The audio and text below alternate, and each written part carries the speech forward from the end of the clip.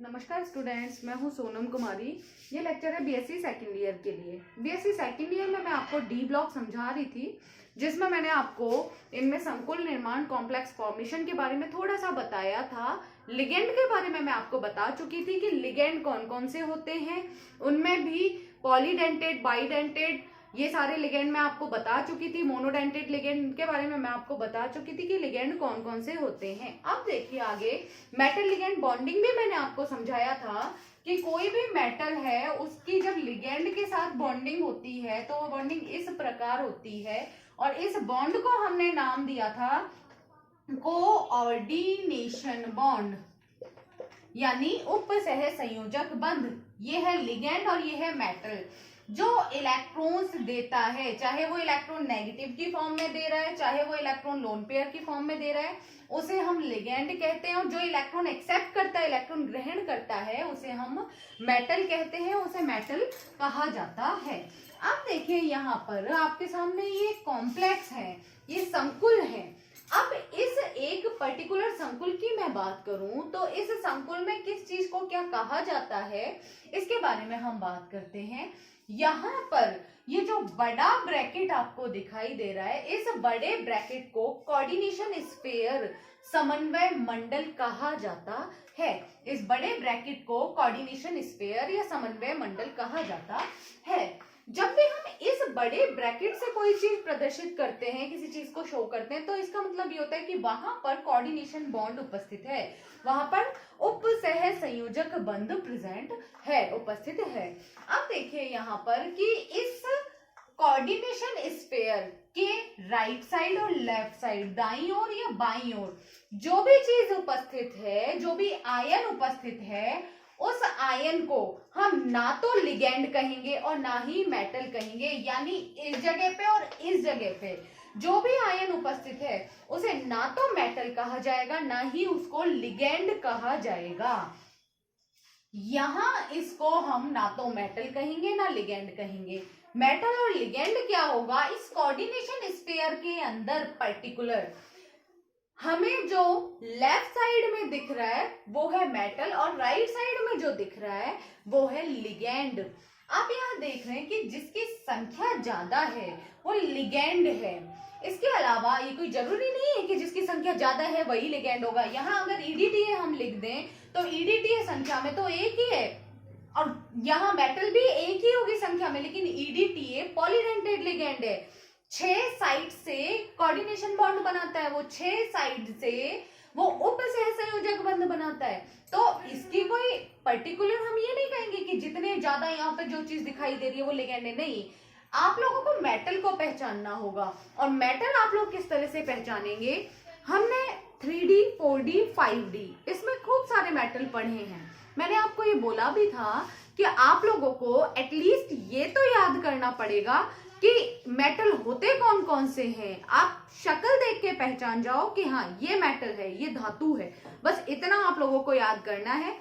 10-20 बार आप उसको एक बार लिख लोगे, आपको बहुत अच्छे से याद हो जाएगा।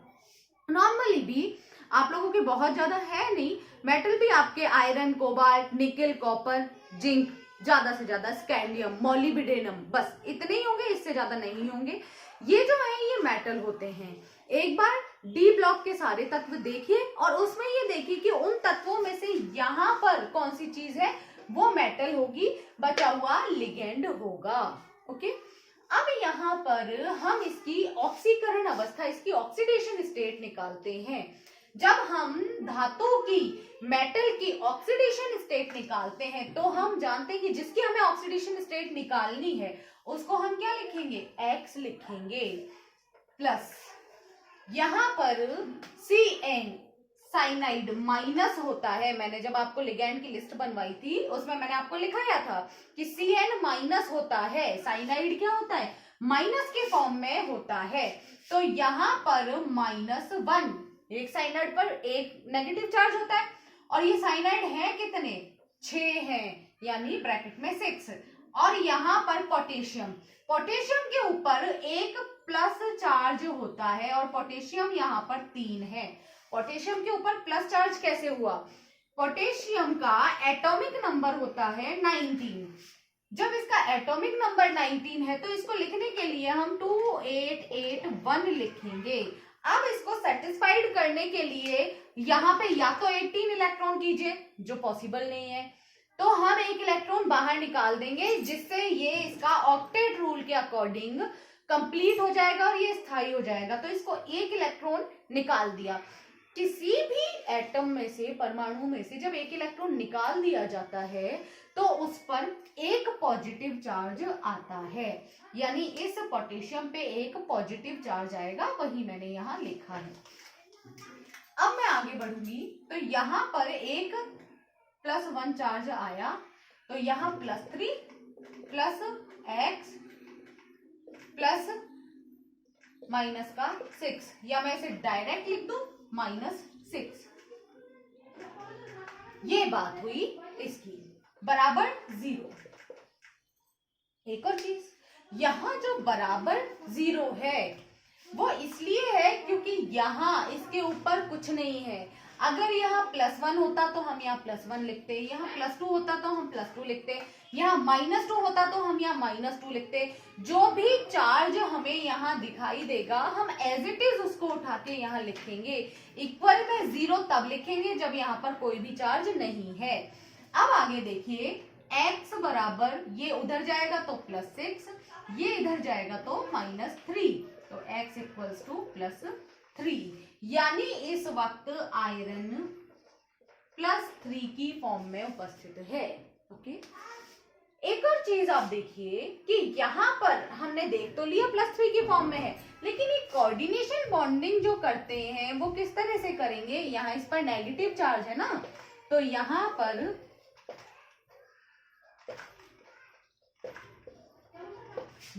पर जो बॉन्डिंग होगी वो इस प्रकार होगी, और इन बॉन्ड्स को, इन पर्टिकुलर बॉन्ड्स को, ये 6 बॉन्ड बने, इन 6 बॉन्ड्स को हम लोग कहते हैं कोऑर्डिनेशन बॉन्ड, उपसह संयोजक बंध। अब यहाँ पर आप लोगों को ये लिखना है कि लिगेंड संख्या क्या है, और यहां सेम चीज आपको ये लिखना है, उपसह संयोजक संख्या क्या है। लिगेंड संख्या यहाँ पर 6 है, उपसह संयोजक बंधों की संख्या भी यहाँ पर 6 होगी। ये बात हुई पर्टिकुलर इस कॉम्प्लेक्स की, इस कॉम्प्लेक्स के बारे में ये चीज कंप्लीट हुई। अब हम नेक्स्ट कॉम्प्लेक्स पर आते हैं। नेक्स्ट संकुल पर जब हम आते हैं तो आप उसमें देखिए, मैं इसकी ऑक्सीडेशन स्टेट निकालूंगी सबसे पहले। ये हम जानते हैं कि इसके राइट साइड में या इसके लेफ्ट साइड में जो भी चीज है उसको हम ना तो मेटल कहेंगे ना ही हम उसको लिगेंड कहेंगे। यहाँ पर लिगेंड जो है वो ये है ऑक्जेलेट। ऑक्जेलेट को OX की फॉर्म में लिखा जाता है। ये मैंने आप लोगों को पहले लिखवाया है, जब मैंने आपको लिगेंड लिखवाए थे तो वहां पर मैंने COO नेगेटिव ये लिखवाया था, इसके ब्रैकेट में OX लिखवाया था, यानी ये ऑक्जेलेट लिगेंड है। अब देखिए यहाँ पर वही पोटेशियम पर +1 चार्ज, ब्रैकेट में 3 प्लस X। अब जब इस पर X चार्ज है, हमें इसकी वैलेंसी ऑक्सीडेशन स्टेट निकालनी, तो हम इसको X रखेंगे प्लस। यहां पर ऑक्जेलेट COO-, ये बाइडेंटेड लिगेंड है, द्विदंतुक लिगेंड है। इस एक लिगेंड पर -2 चार्ज उपस्थित है, -2 चार्ज इस पर उपस्थित है। जब इस पर -2 चार्ज उपस्थित है और साइड में 3 है ना, ये तो हमने यहाँ पर 3 लिख दिया। ओके, अब देखिए +3 प्लस x -6 इक्वल्स टू 0, ऊपर 0 है।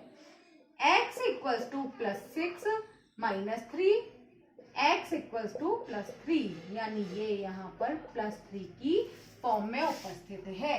सेम जो अभी हमने यहाँ किया एज इट इज। अब देखिए यहाँ इसकी जब मैं बॉन्डिंग करूंगी तो बॉन्डिंग में यहां पर ये ऑक्जेलेट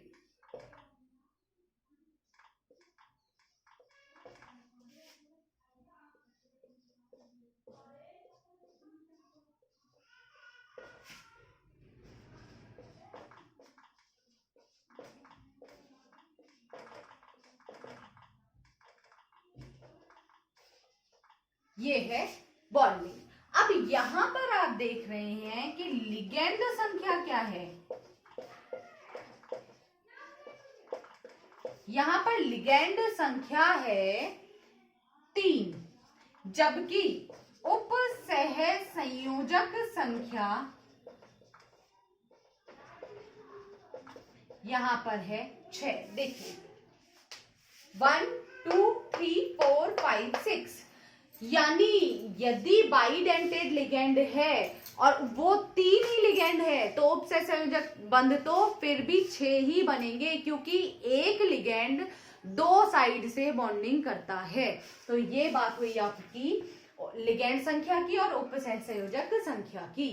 ये कंप्लीटली आपके मैंने कॉम्प्लेक्स बताए हैं, इसमें आगे के कॉम्प्लेक्स नेक्स्ट वीडियो में। Thank you.